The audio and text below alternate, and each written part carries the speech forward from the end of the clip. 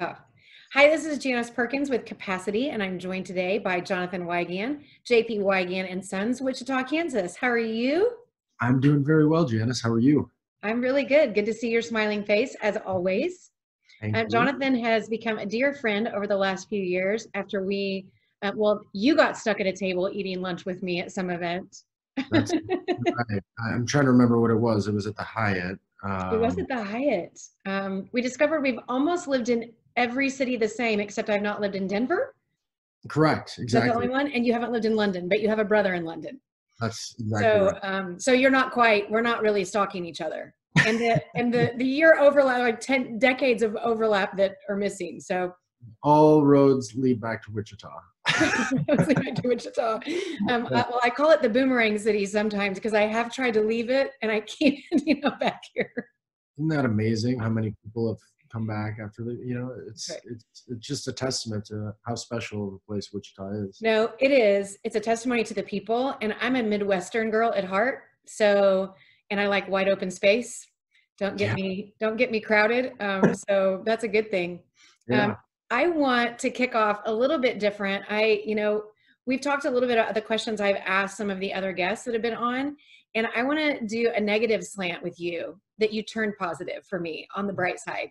Absolutely. Because I've had all these incredibly great stories of progress and humanity and neighborliness, but I've also, and you probably have too, heard lots of stories of the things that leaders and companies are doing wrong right now. Hmm. So I want to list a couple of examples to you that I've heard that I think are terrible, and I want you to turn them into a leadership lesson that we can talk about. And part of it is with all of us working from home, I keep hearing stories of bosses. Maybe they're not the CEOs, but bosses at work who are assuming the worst, that their employees are at home eating bonbons and not doing work. All Right. the while, everyone who's trying to telecommute is balancing hand sanitizer, homeschooling, and trying to keep up a livelihood. So I want you to speak to that for a minute. Well, I think the key word in what you just said is balance. And, because, who could have predicted this was going to happen? So, Right. I think it's just like anything else in life. It's how you react to it and how you look at it. And taking a situation that isn't necessarily negative, but it's maybe not ideal, and, using that and create the momentum to be positive and move forward with it. I think that coming from a real estate perspective, I mean, things are really moving, and we're getting deals done. And hold on, sorry, let me. That's a deal getting done right now. Every time the bell Yeah. rings, an angel gets its wings and Jonathan makes a deal. Yeah, exactly. I mean, I think that, again, the balance is the key factor. And, I have two sons, and my 6-year-old is a first grader at collegiate, and, distance learning it's just as tough as you think it is for yourself. It's just as tough as for everyone else. Everyone's going through the same thing. So we're all in this deal together. And, people get it. And, just being able to be radically transparent and, tell people kind of what you're going through. And I mean, everyone gets it to some degree because we're all living it. No, it um, is. I love that phrase, radically transparent. And in doing that, we let go of expectation and assumption. If we exactly. can really boil it down and peer behind the curtain and peel back our own curtain, and I love that the word radical gives me a really great perspective on that. Hmm.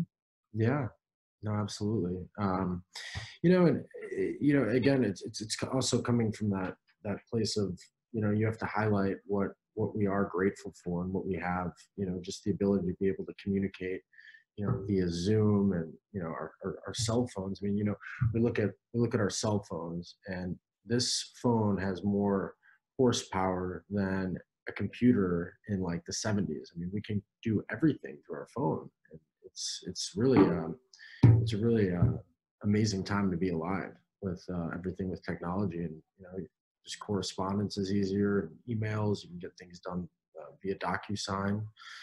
It's it's pretty amazing. Okay, first of all, I have to call you out because you weren't alive in the 70s to know how fast computers were and what they could do. So I'm going to call out that behavior right now. This is actually me regurgitating my father's download to me. He goes, you guys are spoiled these days. He said, seriously, I could tell you stories about the Commodore 64 that we used to play Frogger on when I was like 5. So I know they were giant and clunky. I want to give you another example of something that I've heard a lot, and that is from employees talking about multiple personalities from leaders. So I'm calm one minute, and then the next minute I, regurgitate freaking out in an email. Then the next minute everything's fine. Then I fire 12 people, lay off 20 more. Yeah. This like I can't control my personality or my emotions, and what that does for instability in a company and for employees who are trying to make it work. Yeah, I mean, I think when you have when emotions are high, there's definitely a element of I almost kind of want to say there's some instability, but I think more than anything else, it can be a little erratic, or it can feel like it's erratic behavior. And but again, to my point earlier, it's like, we're all in this together. So I mean, I think on some level everyone does understand that, we're all going through it. And so you kind of have to dust it off and keep moving. Well, and I think own that, when you are a leader too, and let's be honest, all of us have had freak out moments. Yeah. And multiple. And maybe the longer this goes on, the more radical they get, the freak out moments, because I feel like a caged animal, honestly. But I think we have to own those moments, or have them privately with the people who can handle that versus people who need to see stability and courage from me in this moment. You don't want to freak out in front of your 6-year-old. What does that help him do? Exactly. I mean, and he's had, my 6-year-old has had a little temper tantrum. He doesn't understand, why can't we go out to, do whatever, why can't we go to Dave and Buster? I mean, right. It's I find it, just when you talk to your children, you have to talk to them like they're an adult too. It doesn't do any good for anyone to kind of dumb it down. I mean, you just, you want to be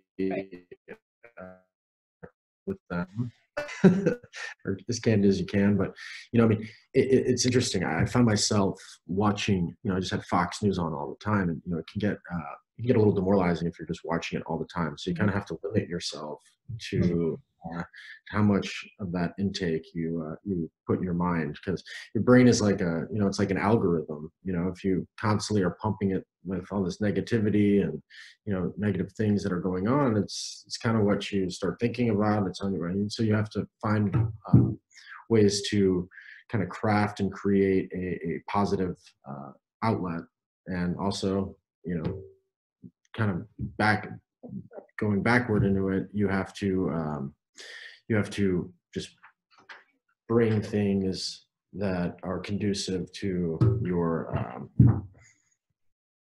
thought process, I would say.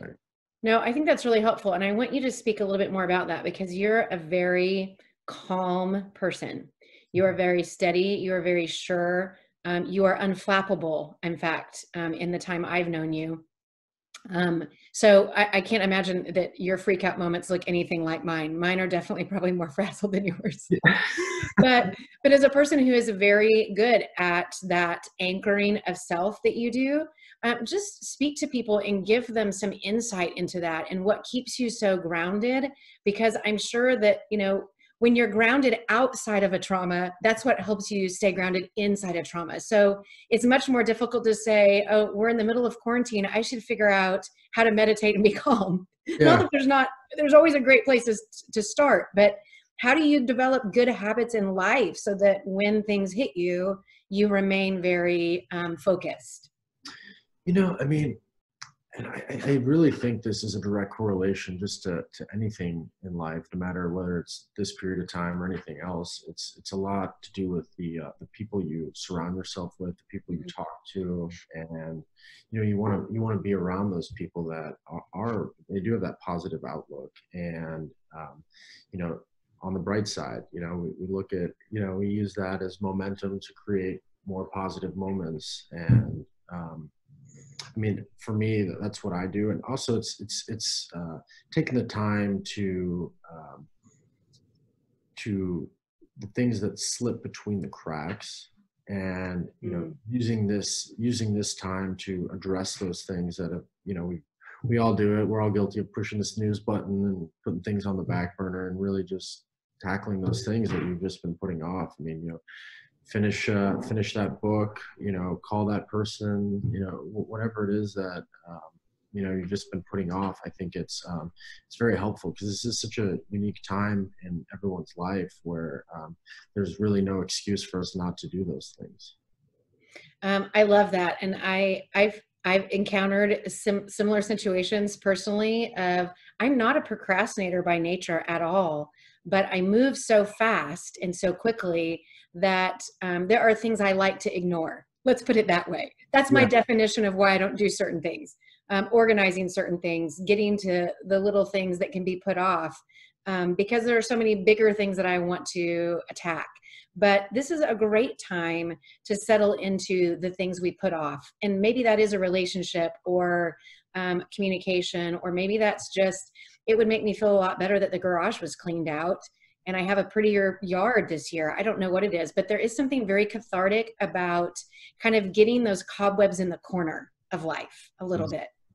Totally. No, that's exactly right. You know, I mean, there's no better time than the present. That's exactly right. And it's the outlook that you have. And you mentioned something else earlier I want you to speak to again, but when you were talking about input, and it's a filtering thing, it's the people that we surround ourselves with are the people who say and input things into our lives and speak truth. And it's also what we put in. So what we're listening to, podcasts, books, music even. I'm a huge proponent of uplifting music of any kind.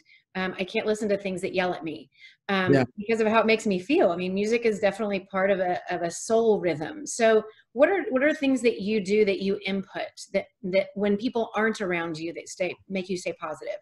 You know, I mean, I'm a very just musical person. I'd say I don't play any instruments very well, but I always need music, even when I'm getting ready in the morning.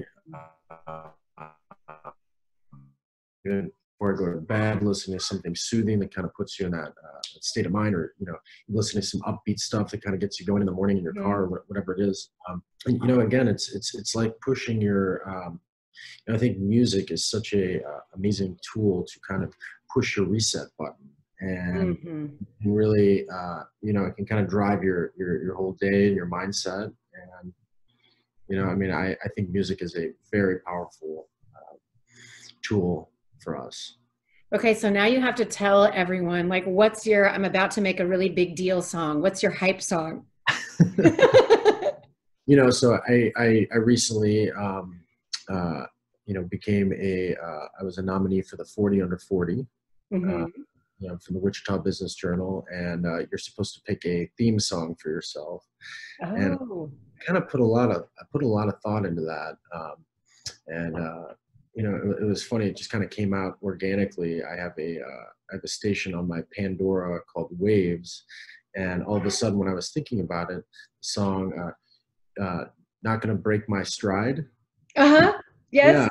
So that's what I went with. I was like, wow, this is, you know, it's just a testament to, you just kind of put things out in the universe and they just come to you. They do. How very retro of you. I have to tell you a story about that song, because that song has been making a comeback. And I don't know if it's through TikTok or something, that my daughter, who's 13, and one of her friends were singing the song at the table a couple weeks ago, well, before COVID. And I joined in and knew all the lyrics, and they looked at me like, what was wrong with me that I knew this like super cool song? I'm like, oh, that's retro. That's been around a long time. I was really young. See, from the 70s. But I think it's the 70s. But yeah, that's a really good song, and it was really funny. It's kind of like when we watch Guardians of the Galaxy and I sing all the songs, and they have no idea how I know the whole soundtrack. It's amazing. I'm magic. It's a parenting secret. Yeah. That's funny. I was born in the wrong musical era, I think, because I totally vibe with, 60s and 70s music. Like, Tom Petty is one of my favorites. I mean, I'd say one of my favorite bands of all time is Dave Matthews. I've been to 62 of his shows, which is great. You've been to 62 Dave Matthews shows? 62 Dave Matthews shows. Yeah. Wow, that totally makes you a groupie for real. Totally, yeah. It was the first CD that I ever had. My brother, little brother Steven, gave it to me, and I used to just listen to it on repeat. I had no idea. So what was the best venue you ever saw him in? There is a venue in Colorado called Red Rock. Mm-hmm. It's unbelievable, and it's literally just it's like a state. I mean, the natural acoustics of the Yes. the stones and the mountain. I mean, it's unbelievable, and I'd say that, and also the Gorge, which is in Seattle. Wow. So how old were you when you first saw him? My first concert, I was in 7th grade. I saw him in Alpine Valley in Wisconsin. Oh, wow. Near Lake Geneva, which he plays 3 shows every year. He's actually supposed to play in July, but who knows what's going to happen with everything going on right now. But yeah, anyway, I've just always been a huge Dave fan. I learned something new about you every day. That's fantastic. That's fantastic. I want you to tell me, what is your on the bright side professionally and personally? Well, I'd say professionally, I really, they've classified real estate as a essential business. So, on the bright side, the more and more I have correspondence with other agents, both on the commercial and residential side. I mean, just we have an active market, which shows that there is that enthusiasm out there. Where, I mean, obviously, I think retail and office, and there's a difference between, and I don't know that a lot of people know this, with rent deferment and rent abatement. So I mean, a lot of again, this all ties into us being in it together, because just as much as tenants are suffering, or people who have small businesses are suffering, the landlords are suffering too. So everybody gets it, and everyone's trying to figure out a way to kind of meet in the middle. And I mean, I'd say the positivity for that is, it's just amazing to watch people connect and see, just see the light, and just say, we're all in this together, and we're going to get through it. And I think that it's pretty amazing. I'd say personally, the bright side is we're having this amazing opportunity in our lives right now to connect with our family. And I've had so much time with my sons, and I mean, it's really great. And yeah, I mean, do you find that to be accurate with yourself as well? Yes, I feel like, for me, even, it's kind of the Earth's way of telling me my speed was wrong. Yeah. And I know that about myself, but it takes very big issues in life to slow me down. And it's good for my soul. It's good for my spirit to reset, to settle into calm, to sit and have an hour-long conversation on the phone with my sister versus 5 minutes in the car racing between meetings. Those are good things. That I'm stewarding time differently, and it's very good for me. That's good. I mean, I think it's a excellent opportunity to, to kind of look through that lens, and just be mindful of all those things that, like I was talking about earlier, that slide through the cracks. And this is such an amazing thing you're doing, I think, to connect with the community, and talking to different professionals, and just people in all walks of life. I mean, we're all in this thing together, and I think that as soon as it stabilizes, we're going to be stronger from it. No, I think so. And I have to be honest, it's very selfish. I've admitted this before, but I really feel like I needed in my spirit to force myself into positivity out of a freak out moment. And Yeah. I thought, what a better way to I go big or go home all the time. So it has blessed me immensely to have all this insightful conversation with people that I am so blessed to know. Such amazing wisdom. And, if 5 people enjoy it, that's fantastic for me. Or Yeah, just I get to today. I get to see a friend and I get to have a fun conversation. absolutely. So I'm selfish. I'm going to tell you something else and ask you your opinion. So the second semester I was in London in college. After being there a year, we made like at the very last 2 weeks, we made like a top 10 list of all the things we missed about the US. And I think number one was free catch up. So sometimes you get in some odd predicaments and you miss things that are odd and seemingly simple, Yeah. right? So you take for granted things in life until they're taken away. So I'm sure it's not free catch up because we have that. But what is like a seemingly simple thing that you took for granted before, or what's your one of your top things that you miss the most right now? I mean, the, I'd say this was, obviously there's no way we could have planned for something like this to happen, but in a very real way, this is a little bit like torture for me because I being in the office and kind of in my groove, it's hard. I don't really like working remotely. I like being boots on the ground, Mhm. uh, and it's tough. Not being able to do that, but I'm just anxious to get back to reality. No, ready to check back in. And I know that you're a people person too, and you aren't necessarily even a phone people person. You're an in-person people person. Eye contact, whites of the eyes, that kind of thing. And that's it's hard for me. Even more than that, I want to hug people again. I'm gonna hug strangers who will It's be wearing masks and not like me very I much. know it's wild. I mean, it's just like I think as humans we all thrive on that physical connection, and not having that is it's been challenging. I mean, for me anyway. I mean, I think everybody's different, but yeah, it's challenging. But I think it's as soon as we get back to normal, I'm going to be like hugging up on everyone. Me too. Me too. And it makes us more grateful and more intentional. I know this about you as a person too, and I thank you so much for what you've shared today. I always Absolutely. enjoy talking to you. Selfishly, it was like we were sitting and having a normal conversation. I hope somebody else enjoys listening to it.